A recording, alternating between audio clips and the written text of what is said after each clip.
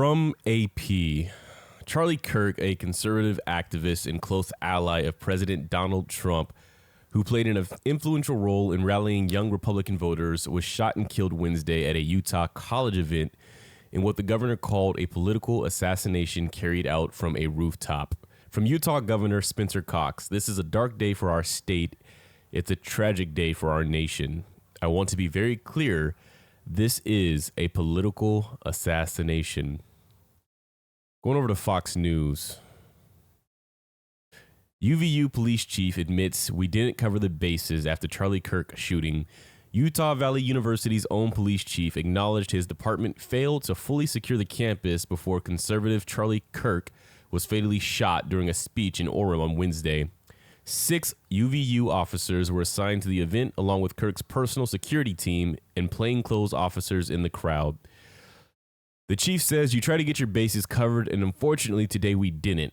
And because of that, we had this tragic incident." The packed crowd of more than 3,000 students and community members scattered in panic after Kirk was reportedly shot from afar. Melania Trump says Charlie Kirk's life is a symbolic reminder of family, love, and country. First Lady Melania Trump offered her condolences to the Kirk family as Turning Point USA founder Charlie Kirk leaves behind his wife, Erica, a 3-year-old daughter, and a 1-year-old son. Charlie's children will be raised with stories instead of memories, photographs instead of laughter, and silence where their father's voice should have echoed, wrote Mrs. Trump on X. One more here. Trump mourns Charlie Kirk as martyr for truth and freedom, blames left media for fueling violence. Donald Trump mourned Charlie Kirk as a patriot and martyr for truth and freedom, condemning his assassination as a dark moment for America and blaming left-wing rhetoric and the media for fueling the political violence behind his killing. Charlie inspired millions, and tonight all who knew him and loved him are united in shock and horror. Charlie was a patriot who devoted his life to the cause of open debate and the country that he loved so much.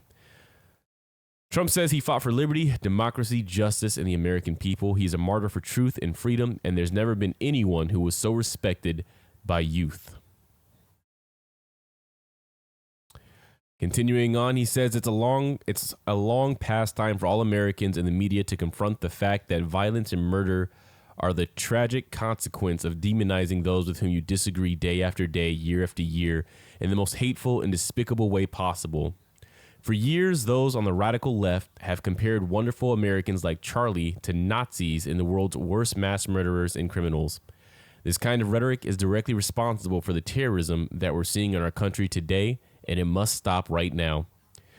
My administration will find each and every one of those who contributed to this atrocity and to other political violence, including the organizations that fund it and support it, as well as those who go after our judges, law enforcement officials, and everyone else who brings order to our country. From the attack on my life in Butler, Pennsylvania last year, which killed a husband and father, to the attacks on ICE agents, to the vicious murder of a healthcare executive in the streets of New York, to the shooting of House Majority Leader Steve Scalise and 3 others. Radical left political violence has hurt too many innocent people and taken too many lives. There's a group of us, a large majority of us, that just want to live our lives in a way where we get to take care of our families and we don't care how anybody else chooses to live their lives. I think that majority of individuals sit firmly in the middle, not even affiliated with a party anymore, a very centrist type of worldview. Those individuals, of whom I consider myself to be a part of, go, there is no place for violence like this, ever. Nobody should lose their life over an opinion. Nobody should be demonized for their viewpoint. To be shot in such a bold and horrific manner in front of a crowd is deplorable. That's the easy part of this discussion to me, though. What I find confusing right now in this moment is I understand why the far right is going to use this moment to spew more rhetoric about how they are in the right and that the fury, the tension in the air is solely the the left's fault. As soon as this occurred, I went, well, you can forget about the disenfranchised members of the MAGA base who are solely focused on getting the Epstein list. You can forget about the individuals who are finally starting to see some of the cracks in this administration and calling out the behavior that was deplorable in this administration, because now you've given them a rallying cry. And by them, I mean the far right, a rallying cry of this is why we're needed. This is what we're fighting against. It's unfortunate that a life has to play this part. However, you can see it in his message here, where instead of focusing in on the tragedy of losing a life, instead of focusing in on the tragedy of children growing up without a father, a wife without her husband, again, you're finding ways to take shots at the left. You're saying things like, for years, those on the radical left have compared wonderful Americans like Charlie to Nazis and the world's worst mass murderers and criminals. This kind of rhetoric is directly responsible for the terrorism that we're seeing in our country today. I hate that. I think a leader should be able to unify. And again, in a moment of tragedy, we're having somebody who is playing to the divisiveness of this country. Radical left political violence has hurt too many innocent people and taken too many lives. To name names of individuals that have been politically attacked, but then leave out the individuals on the Democratic side who have also faced death threats, who have also been shot and murdered in their own homes. It's that one-sidedness that make people in the middle go, this is why I don't mess with either of you. You two are destroying the company on both sides. That's what I would want a leader to say. The tone on both sides has to be lowered.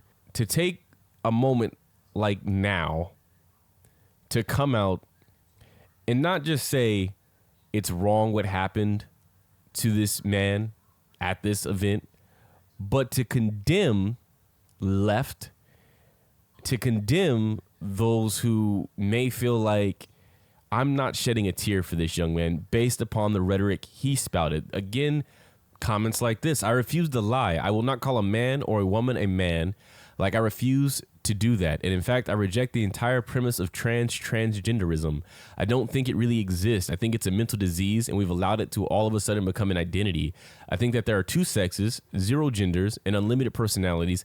And what we used to call a personality disorder, we now call a gender disorder that we treat with body treatment when it should be brain treatment. So if you had a daughter and she was 10 and she got raped, and she was going to give birth, and she would and she was going to give birth and she was going to live, would you want her to go through that and carry her baby? That's awfully graphic. But it's a real life scenario that happens to many people. The answer is yes, the baby would be delivered. Oh, okay, great. So that's insane. If anything, the voices that we're hearing speaking right now exemplify why the two-party system, as Washington once said, is something to be feared. Somebody's life is gone, and all individuals can focus on is left-wing, radical left-wing, as the president says, needs to be held accountable for this death. I also think it's weird that there are individuals that come from my communities that look like me, that I've never seen active or make a comment about anything, not when it came to immigration, not when it came to deportation, not when it came to the young man in Florida who was punched in the face by a cop and got away scot-free. Not when it came to the two young boys that disappeared in a town in Georgia, and then we got some BS about they committed a joint suicide.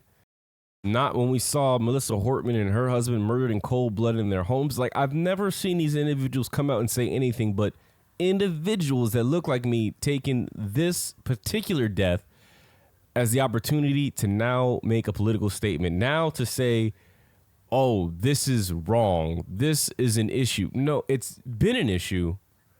It's been wrong, but why do you feel the need now for this specific person who has said things that are counter to your life and your freedoms to decry anybody who is not shedding a tear for his passing? And let me be clear, I can condemn the action and not shed a tear for the individual. Our viewpoints don't have to align. He is entitled to his opinion, and I'll be damned if I don't agree that we should fight for everybody. That's the whole point of democracy, to have their opinion. The difference is, the first time I speak out is not going to be in the support or of the pretending to shed a tear for the individual who is a known bigot, who is a known Islamophobe, who is a known homophobe, who is an individual that was also hell-bent on spewing rhetoric that raised the temperature of our political climate. This is an individual who literally came out at one point and said that Democrats stand for everything God hates.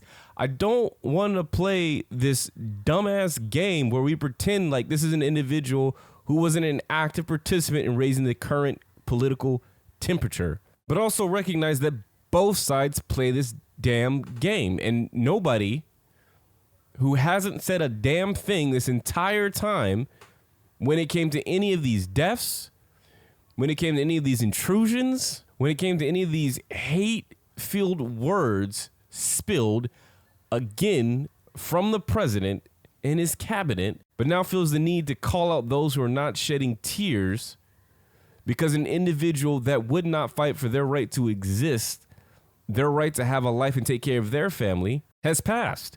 What I do agree with is if your firm stance is, hey, I don't care about left or right, I'm simply saying it's wrong for somebody to die, I'm with that. What I don't like is don't use this moment now to go, this is why the right is right.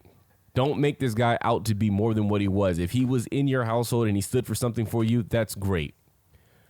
This is an individual in households that I come from and individuals that I care about who don't consider this man great. So it's okay for them not to shed a tear either.